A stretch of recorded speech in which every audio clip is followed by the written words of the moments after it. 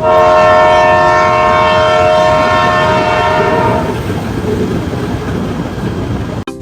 guys, today is our third day. Kaya na nga, paalis na kami dito sa Airbnb dahil nag-check out na nga kami dahil 3 days lang yung aming binayaran dito.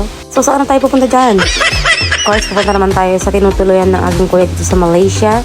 Pupunta tayo sa kanyang apartment.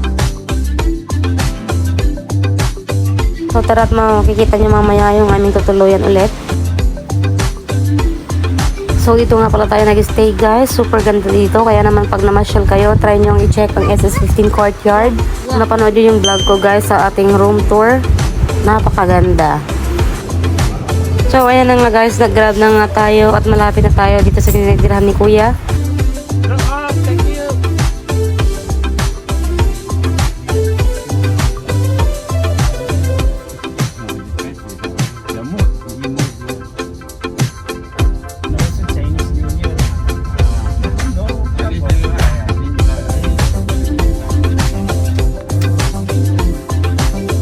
So finally, andito na nga tayo guys. Kailangan na nating magbaba ng mga gamit. 2 araw nga pala tayo dito mag-stay guys.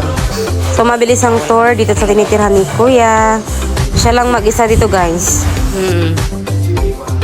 Muna ka dali.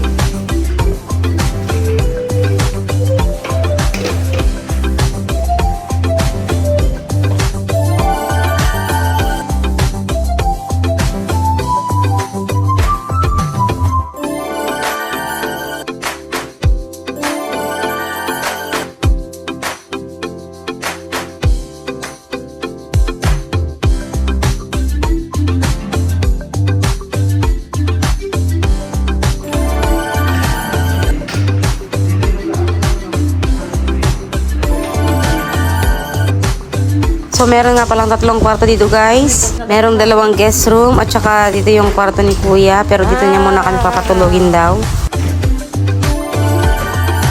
So iiwan muna natin yung mga gamit dito guys dahil mamaya lalabas din tayo agad. Para sa ating day 3 itinerary.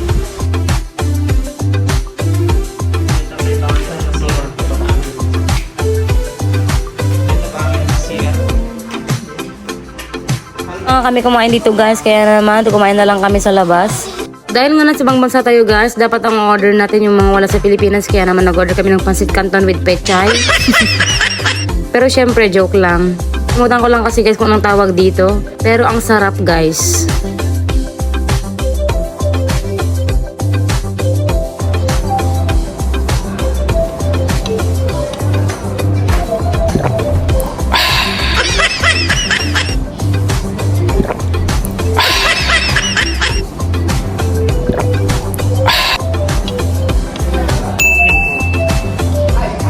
Para sa ating itinerary ngayon guys, punta tayo sa Upside Down House, Petaling Street, mamimili ng mga pasalubong at saka isa-celebrate na natin ng maaga ang birthday ni Ellie. Papareserve tayo sa isang Chinese restaurant. So ayan na nga guys, hinihintay na natin ang ating Grab. Pero sa kasamaang palad guys, tayo ang na-upside down, na-upset. Nung nag-search nga kami guys, isa ito sa mga dapat bisitahin pero sa kasamaang palad at finish contract na daw kaya naman wala na yung Upside Down House. Ito na nga, under renovation na siya at hindi nga kami updated guys. At nakakatawa pa guys kasi nagulat kami, harap lang pala ito ng KL Tower. Kaya naman nag-grab ulit kami guys, punta naman kami sa Jalan Petaling Street. Dito tayo makakabili guys ng mga affordable na pasalubong. At hindi lang pasalubong guys, marami din dito nagbebenta ng mga pagkain, kagaya na lamang ito guys. Nakabili nga kami dito guys ng mga t-shirt, pasalubong, at ng mga souvenir kagaya ng rep magnet. So ayun na nga guys, isa ito sa mga dapat puntahan kapag pumunta tayo ng Malaysia, Jalan Petaling Street. Promise, maganda ditong bumili ng mga pasalubong. Kapag hapon guys, o pag gabi na, madaming tao dito kaya naman para maiwasan ito guys, inagahan na namin pumunta dito. Nang makabili na nga kami ng mga pasalubong guys, punta naman kami sa Merdeka Square.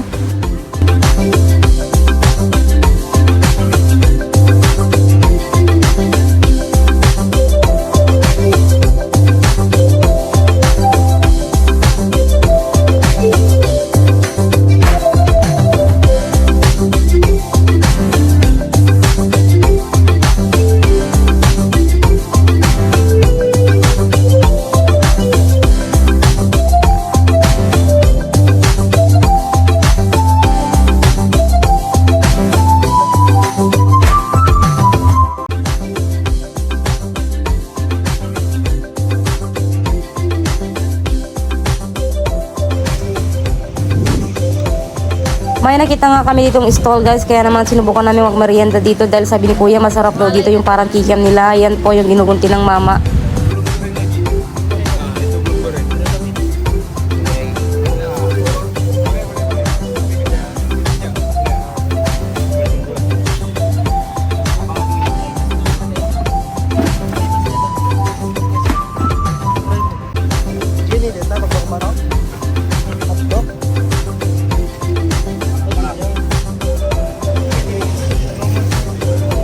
Nang matapos na namin magmerienda guys, punta naman kami dito sa Berries. Bumili kami dito guys ng cake ni Ellie dahil mamaya na nga yung ating celebration sa kanyang birthday.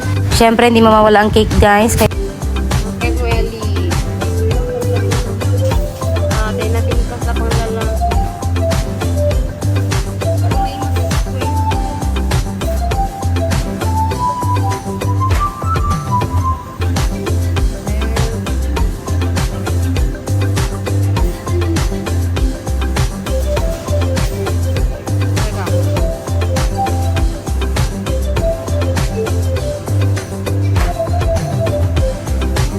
Bukan nga namin papiliin si Ellie guys, kaya naman tinuro niya yung nasa ibaba.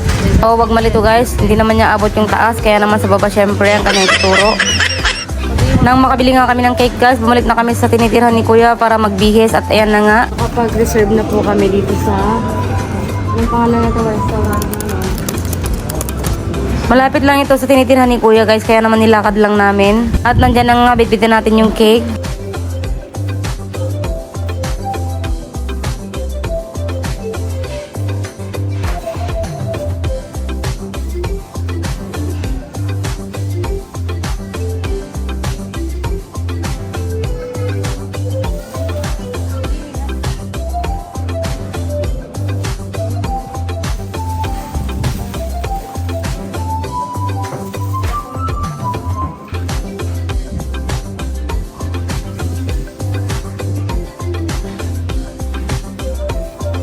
At ayan na nga guys, nag-order na nga kami ng aming kakainin. Unlimited nga pala itong order namin guys. Yung totoo sis, alam bang gumamit ng chopstick?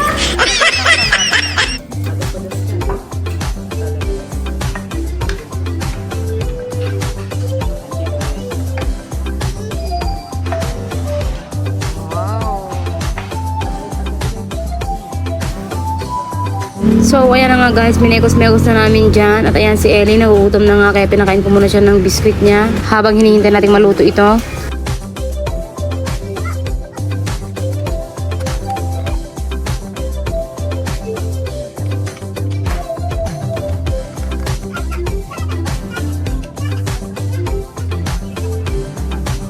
Dahil nga unlimited guys, ayan, umorder na ulit kami.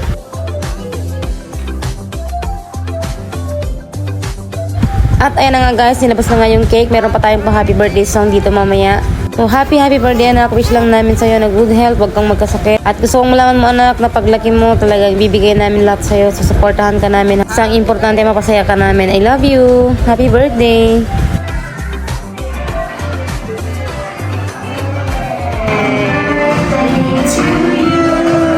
Happy birthday to you.